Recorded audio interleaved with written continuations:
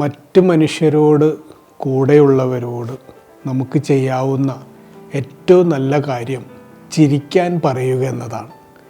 ഭക്ഷണം കഴിച്ചുവോ എന്ന് ചോദിക്കുന്നതാണ് അതിലും കരുണാമയമായ അന്വേഷണം.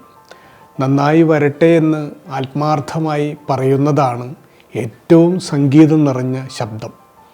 നമ്മുടേതായ ഒരാവശ്യവുമില്ലാതെ എല്ലാ തിരക്കുകളും ഓഫ് ചെയ്തു വെച്ച് കൂടെ കുറച്ച് നിമിഷങ്ങൾ ഇരിക്കുന്നതാണ് ഏറ്റവും പ്രകാശമുള്ള നിമിഷങ്ങൾ.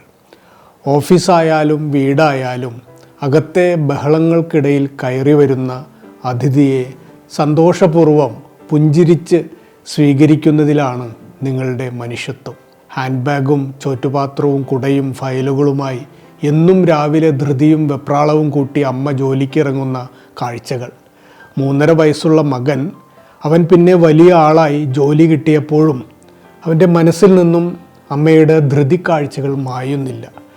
ഒരച്ഛനായപ്പോൾ അവൻ തീരുമാനിക്കുന്നുണ്ട് വീട്ടിലേക്ക് ഒരിക്കലും ഓഫീസിലെ തിരക്കുകൾ കൊണ്ടുവരില്ലെന്ന്. ഒരു പണിയുമില്ലെന്ന് വീട്ടുകാരോട് നന്നായി നുണ പറഞ്ഞ് അഭിനയിക്കും. ജീവിതത്തിൽ ഇത്രകാലം നിങ്ങളുടെ എത്ര നിമിഷങ്ങൾ മറ്റൊരാൾക്ക് സൗജന്യമായി നൽകിയിട്ടുണ്ടെന്നതാണ് ഇന്ന് പ്രഭാതത്തിലെ ചോദ്യം. പട്ടിണിയിലാണെങ്കിലും ഉള്ള അരിയിട്ട് വയ്ക്കുന്ന കറുത്ത ചട്ടി കാലിയാകുമ്പോൾ കാണാം അടിയിൽ 2-3 നാണയങ്ങൾ. തിങ്കളാഴ്ച ദിവസങ്ങളിൽ ഭിക്ഷയ്ക്ക് വരുന്ന തമിഴൻ അപ്പൂപ്പന് കൊടുക്കാൻ മാറ്റിവെക്കുന്ന നാണയങ്ങളാണത്. ഇന്ന് നല്ല ഒരു ദിവസമാണ്. സ്വന്തം കൃഷ്ണകുമാർ.